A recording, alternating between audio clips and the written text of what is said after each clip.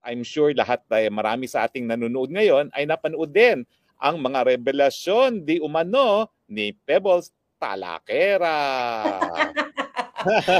Oh my God. So, fast forward, ito ngang kaibigan pa rin ba natin ito?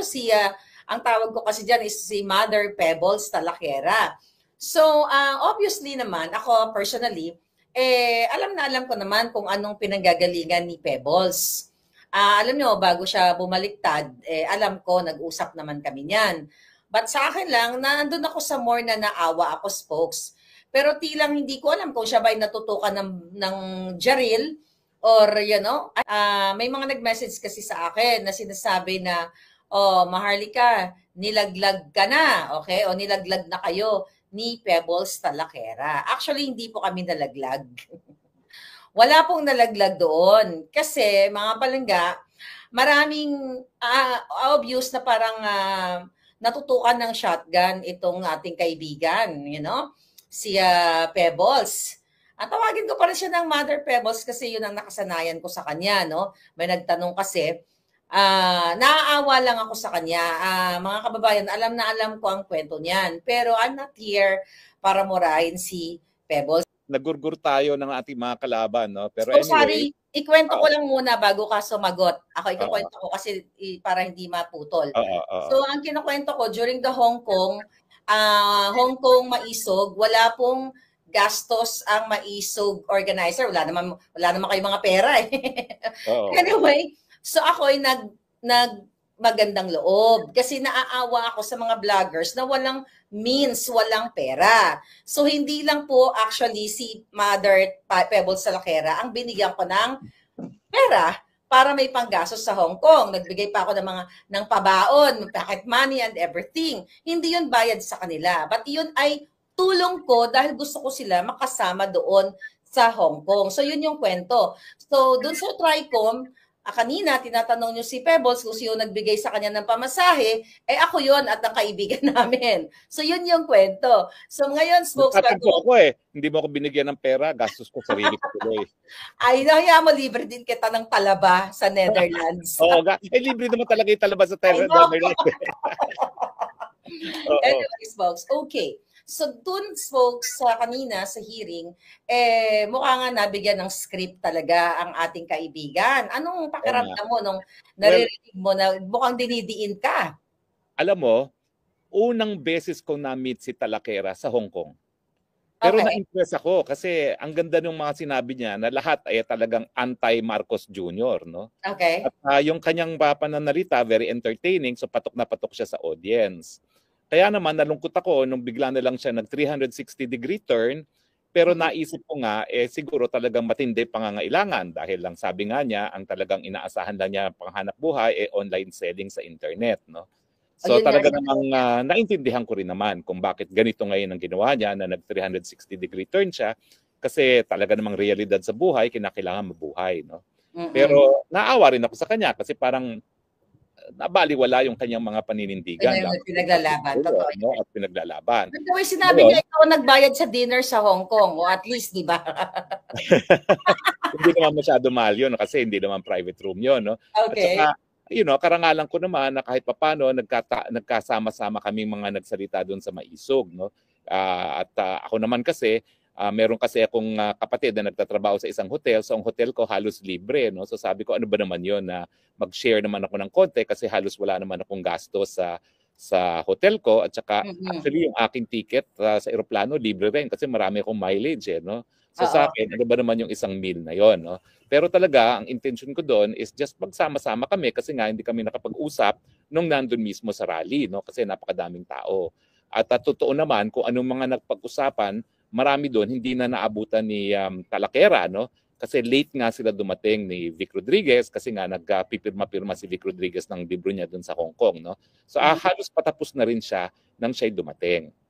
Pero isa-isahin na natin yung mga sinabi niya, no? Okay. Sabi niya, yung sa part na muna. Oo, doon sa part ang sabi niya ay unang-una sinabi ko daw na meron ng larawan, no? Well, actually, yung larawan na yan, lumulutang na yan bago pa mag-Hong Kong Kahit saan ka magpunta, the talk of the town is may video daw na nagpupulburon ang Marcos Jr., no? Well, 2022 So, pa lang sinabi ko na may pulburon video.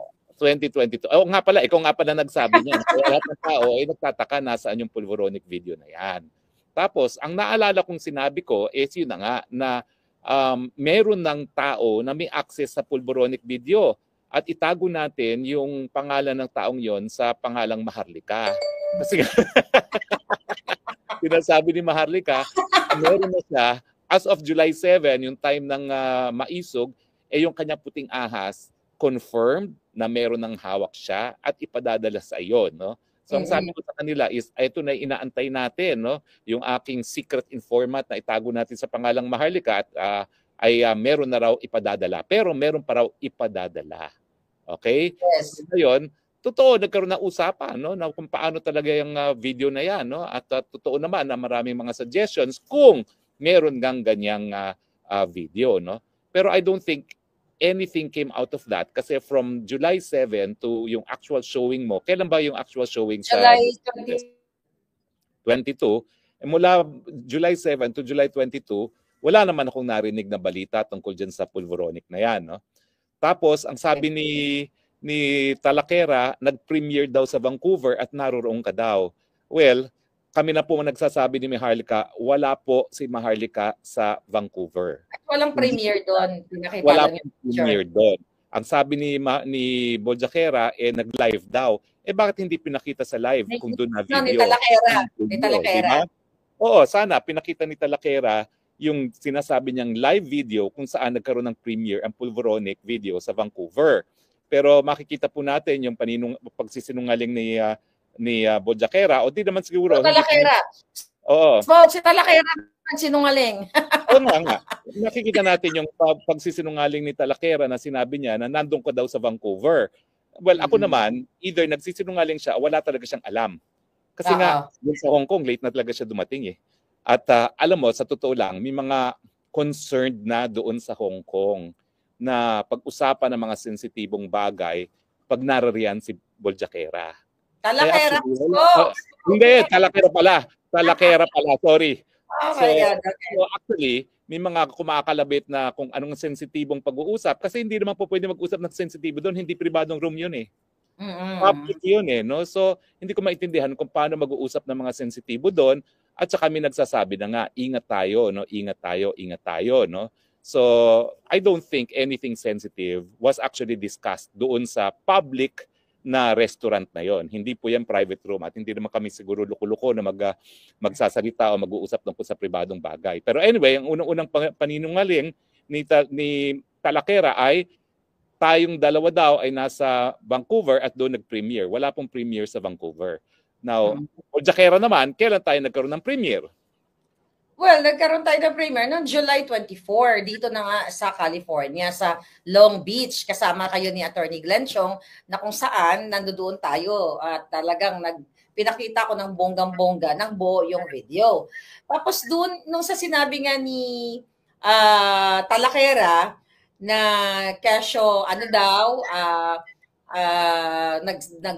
tawag dito na itong video na ito ay AI at yung raw in-enhance natin. In-explain niya gano'n. At saka tila bagang pinapaniwalaan sa ni Akop na parang eksperto si Talakera pagdating sa pagsabi ko ang video ba ay authenticated or not. So tawang-tawa, alam niyo, tawang-tawa ako doon. Pangay na, ang bobo talaga ng mga Congress. Imagine mo, si Talakera ang tinanong.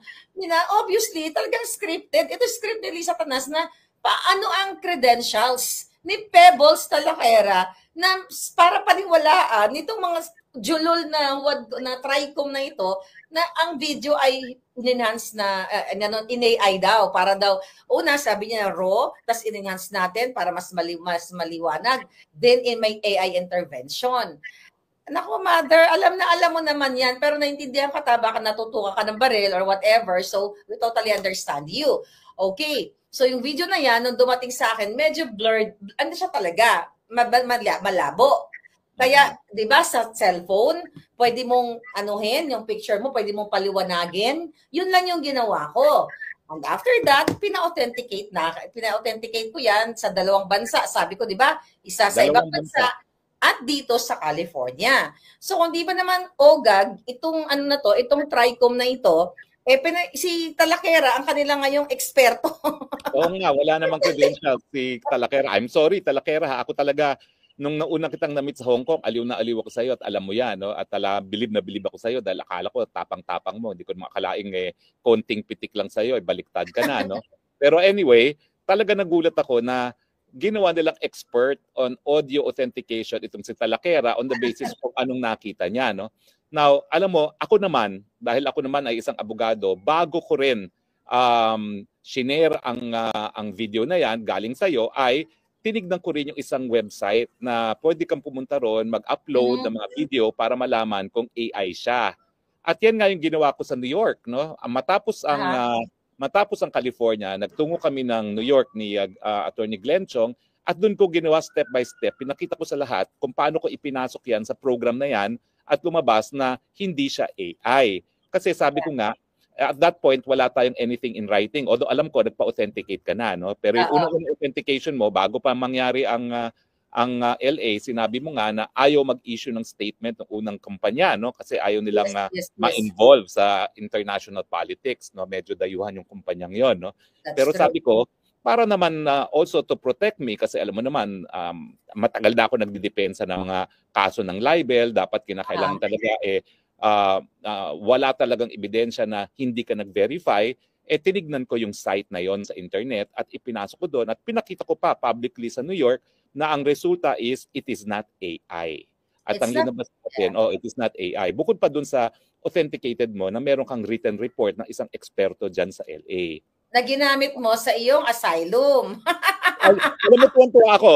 Maraming salamat sa Trader Committee at Kibo Jaquera kasi yan ang problema ko. Paano ko mapapatunayan na talagang dinidikdik ako dahil sa pulveronic video? Ngayon, meron na ako isang buong hearing ng Kongreso kung saan malinaw talaga na akong sinisisi nila sa pulveronic video. So maraming salamat kasi alam mo, miski parang 1.5 metro na yung aking ebidensya in writing, wala pa talaga akong mapatunayang ebidensya na talagang itong pulveronic video ang dahilan ko kaya dinikdik ako, no? Ngayon meron na. Thank you. Napadali yung ating trabaho. Magpasalamat na rin tayo kay Talakera. Oo nga, thank you Talakera kasi at least na-facilitate yung aking asylum dahil sa iyo. Thank you rin kay Congressman Acop, no? Dahil yung hearing na yan talaga namang magpapakita na yan talaga ang dahilan kung ba't nila ako dinikdik from day one nung nagsimula ang TRICOM, no? Ang PADCOM pala, ang HUADCOM pala. Oo. Now, anyway, ipapang masasabi ko dyan is yung sabi daw niya sa Hong Kong, sabi ko daw sa Hong Kong, ako'y may kakayahang magpabagsak ng gobyerno. Well, nakakatawa naman yan kasi nga, una-una, wala naman akong kahit isang baril. Okay? Wala naman akong sinabi na kinakailangan tayo gumamit ng dahas. No? Kung ang sinasabi niya ay itong video ito, kung merong video nito ay itong magpapatubad sa gobyerno, hindi ako magpapatubad ng gobyerno. Kung hindi, yung Marcos Jr. na pumayag na siya ay makunan habang siya ay humihit-hit. Yan ang magpapatumba ng gobyerno, hindi ako. Yung aktor na presidente ang siya magpapatumba ng kanyang gobyerno mismo dahil sino ba naman ang Pilipino na nasa tamang pag-iisip na tatanggapin ng presidente ay adik. At yung konteksto na lumabas nga itong video nito ay sinabi na nga ni Presidente Duterte na meron siyang kakilala na bago pa maging presidente, pupunta ng Davao, humihit-hit kasama mga mayaman sa Davao. Tapos nandiyan din si Agent Morales na meron siyang confidential agent na nagsasabi nga na humihit-hit ang Presidente Marcos Jr. So yan naman yung konteksto. Yung paglabas ng video na yan, talaga namang binantayan at inantayan ng publiko kasi parang kulang naman no na kung manggagaling lang kay Presidente Duterte at manggagaling lang kay Agent Morales no at nang lumabas yan na fully authenticated naman diyan sa Los Angeles marami talagang naniwala na kaya wag akong sisihin ang sisihin yung gumamit ng cocaine dahil bakit mo sisihin ng mensahero no samantalang ang gumamit ng cocaine talaga ang siya magpapabagsak ng gobyerno hindi alam kahit mo, folks, ang nakikita ko dito, tayo mo kung pareho tayo ng analysis dito na gagamitin nila ito para sa inciting. Okay? Inciting to sedition. Kasi 'di ba, nung 2 weeks ago, nung bago ako dumating sa Netherlands, Actually, thank you na rin kay Director Santiago dahil talagang nagsalta siya publicly na i-hunt down, sabi niya, I will hunt her down kahit saan ako daw. So, ginamit ko rin yon sa aking mga kaso na napatunayan ko na talagang totoo yung mga assassins na gusto talaga akong gurgurin. So, ganito po kapag mga tanga ang kalaban natin. Di ba? Kasi sila nagbibigay ng bala para sa atin, no? At ngayon, napabdaloy-tuloy yung ating task na pruebahan na talagang dinidiin tayo ng gobyerno, no? So anyway, ang sinabi pa ni Pebos Talaquera sa kanyang sinumpaang salaysay, dahil daw sa mga pangyayari, sigurado siya na akong namuno sa pagkakalat ng polvoronic video, no? Well, unang-una, sinabi naman niya sa hearing, hindi siya naniniwala na akong gumawa ng polvoronic video. Number one. Okay, yeah. Number two, ang sinasabi niya, ako raw ang pasimuno sa pagkakalat. Pero alam mo naman, kapatid, no, hindi mo naman tinatanggihan na talagang ang ating inaugural showing, ang ating maiden night ay sa Los Angeles, California, no?